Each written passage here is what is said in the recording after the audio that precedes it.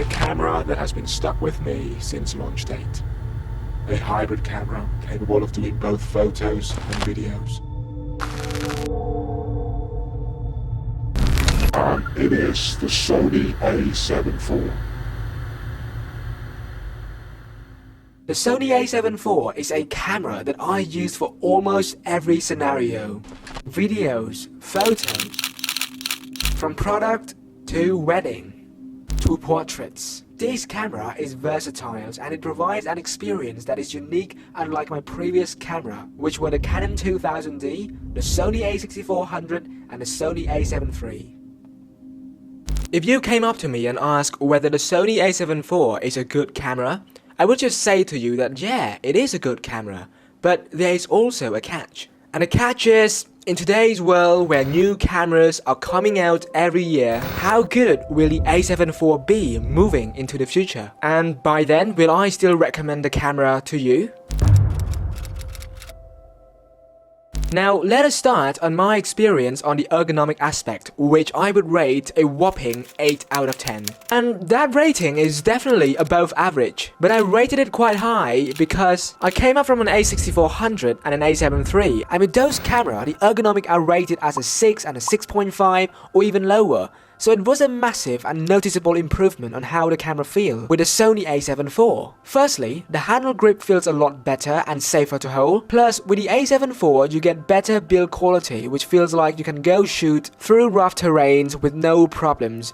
Whereas with my A7 III, there are so many times when I don't really trust the environment with the camera and I try to avoid shooting during those harsh settings. Second, the A7IV feels a lot more lightweight in the hand. In my experience, it just feels tremendously better than my previous Sony cameras. Thirdly, the LCD screen is a lot better than its predecessor, this time with a flip-out screen, which is very useful because there are so many times in the past where I want to check whether my camera is in focus or not, and I have to record the footage, go and watch it, and then come back, whereas with a flip-out screen it's a lot easier, and that is a big change to the Sony A7IV. And although the quality of the LCD screen is not the best, I am still quite happy with the upgrade itself. Also, the Sony A7IV was one of the first camera at a time to have this dial mode button, where we can switch from photos to video, and that was a massive game changer, especially in helping us be more productive during set and avoiding technical errors from switching during the shooting. And ergonomically, it makes the whole experience of using the camera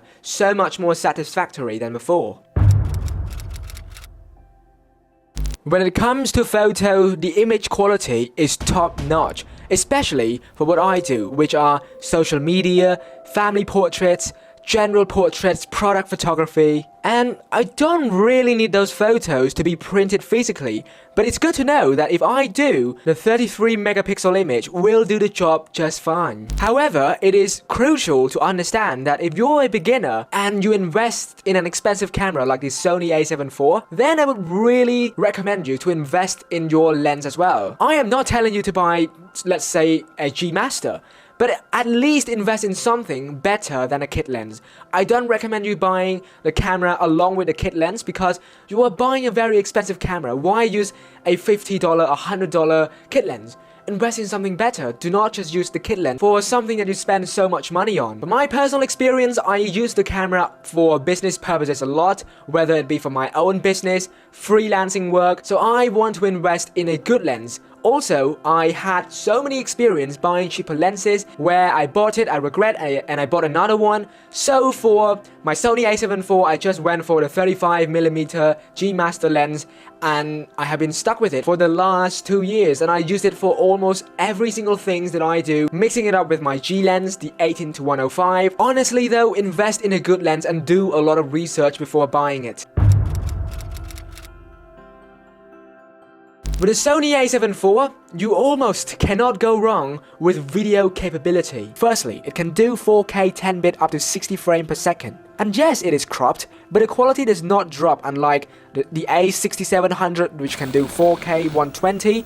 but the quality is noticeably different from the normal 4K. And if I want to do the 120 FPS on my A7 IV, I just go with the 1080p option and everything is calm. The quality is still great, and I always blend in those 1080 shots in commercial or freelancing work all the time, and it's barely noticeable when you export it in 1080p for posting. Second, the camera performed amazingly for video in low light. I mean, just look at the footage. It's quite dark, but you won't see super weird artifacts in the video. I mean, in this video, I intentionally placed the grain, but there is no weird artifacts whatsoever. So with the A7 IV, I never really had to worry much about the video being unusable in low light. And I shot many weddings or product photos in the dark, and the quality just came out great overall. And it's not just me, so many other people are also saying the same thing about the A7 IV capability in low light. Thirdly, the autofocus capability is something that I can promise you on my life is amazing.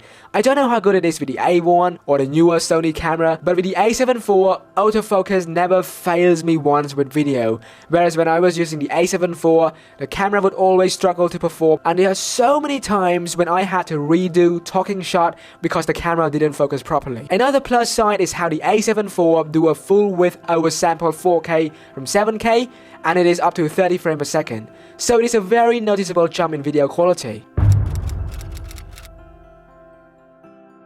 Let's talk about features, and in this category, I want to focus on the benefit we actually get from those features. Earlier, I already mentioned a feature where the A7 IV has this dial mode button to switch from photos to video. But this feature is actually super useful because it allows us to be more versatile during shoots, and it also opens us up to a lot of customization options, and it's very convenient to switch from one option to another customization option. Additionally, the A7 IV have plenty more useful features that if I were to sit here and explain to all of you, it would take hours. So here are the features that I actually found useful during my time of shooting the Sony A7 IV.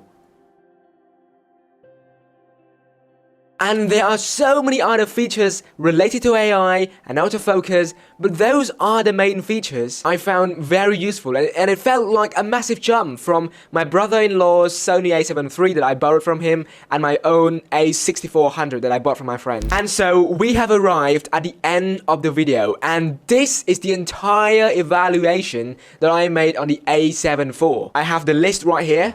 Photos, 7 out of 10. Features, 8.5 out of 10.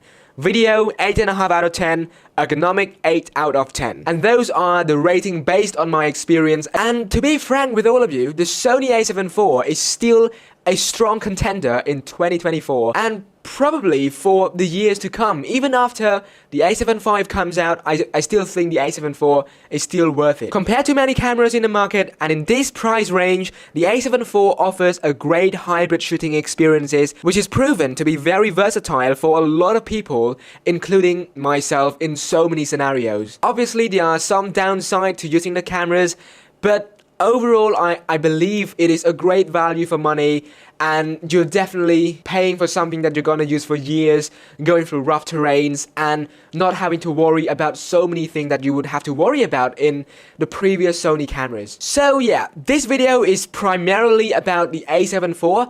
I have my own opinions on other cameras in the market, so if you do have those questions, leave your thoughts below and I will reply to all of your comments. With that being said, hopefully we can get to 30 likes. Be sure to subscribe to my channel, and I will see you all in the next one. Thanks, goodbye, and peace.